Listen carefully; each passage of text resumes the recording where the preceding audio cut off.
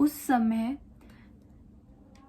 शंखचूड़ ने स्वर्ग में निवास करने वाले देवताओं पर विजय प्राप्त कर ली। इंद्र व देवताओं एवं लोकपालों के अधिकारों को छीन लिया।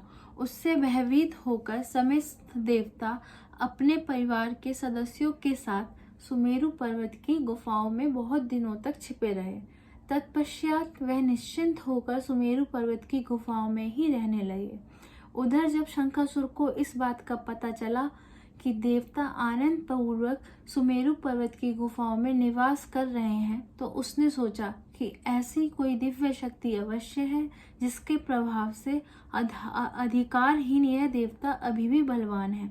सोचते सोचते वह इस निर्णय पर पहुंचा कि वेद मंत्रों के बल के कारण ही देवता बलवान हो रहे हैं। यदि इनसे वेद छीन लिए जाएं तो वह बलहीन हो जाएंगे। ऐसे विचार कर शंखचूड़ ब्रह्मा जी के सत्य लोक से शीघ्र ही वेदों को हर लाया।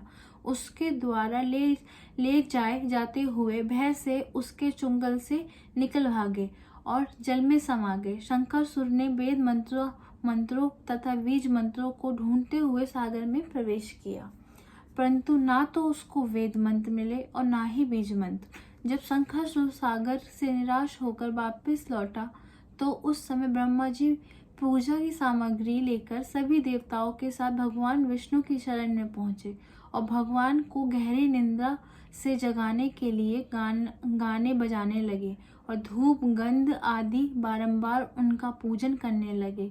धूप दीप नैवेद्य आदि अर्पित किए जाने पर भगवान श्री विष्णु की निंदा टूटी और वह देवताओं सहित ब्रह्मा जी को अपना पूजन करते हुए देखकर बहुत प्रसन्न हुए तथा कहने लगे, मैं आप लोगों के इस कीर्तन एवं मंगलाचार्य से बहुत प्रसन्न हूँ। आप अपना अभिष्ट वरदान मांगिए, मैं अवश्य प्रदान करूँगा। जो मनुष्य अश्विनी शुक्ल की एकादशी से देव उठनी एकादशी तक ब्रह्म मुहूर्त में उठकर मेरी पूजा करेंगे, उन्हें तुम्हारी ही भांति मेरे खुश होने के कारण सुख की प्राप्ति होगी। आप लोग जो पार्थ आचमन और जल आदि सामग्री मेरे लिए लाए हैं, वे अत्यंत गुणों वाली होकर आपको कल्याण करेगी। शंखचूड़ द्वारा हारे गए संपूर्ण वेद जल में स्थित हैं।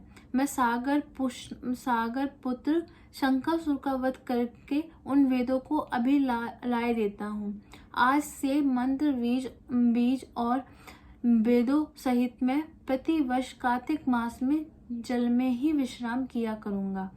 अब मैं मत्स्य का रूप धारण करके जल में जाता हूँ। तब तुम सब देवता भी मुनिवरों सहित मेरे साथ जल में आओ।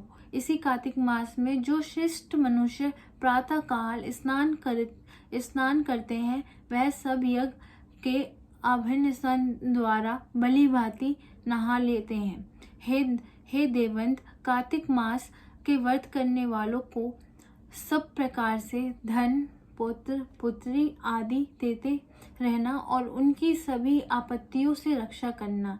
हे धनपति कुबेर, मेरी आज्ञा के अनुसार तुम उनके धन्य धान्य की वृद्धि करना, क्योंकि इस प्रकार आचरण करने वाले मनुष्य मेरे रूप धारण कर के जीवन मुक्त हो जाता है। जो मनुष्य जन्म से लेकर मृत्यु पर्यंत विधि पूर्वक इस उत्तम व्रत को करता है, वह आप लोगों को भी पूजनीय है।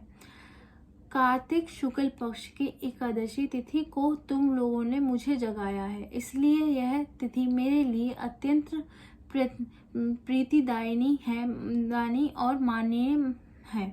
हे देवताओं, यह दोनों व्रत नियम पूर्वक करने से मनुष्य मेरे सानिध्य प्राप्त कर लेते हैं। इन व्रतों को करने से जो फल मिलता है वह अन्य किसी व्रत से नहीं मिलता। अंततः प्रत्येक मनुष्य को सुखी और निरोग रहने के लिए कार्तिक महात्म्य और एकादशी की कथा सुनते हुए उपयुक्त नियमों का पालन करना चाहिए। राधे राधे। ये हमारा अध्याय 3 पूरा हो चुका है। तीसरा अध्याय आज मैंने आपको सुना दिया है। उम्मीद करती हूँ आपको पसंद आएगा। राधे राधे।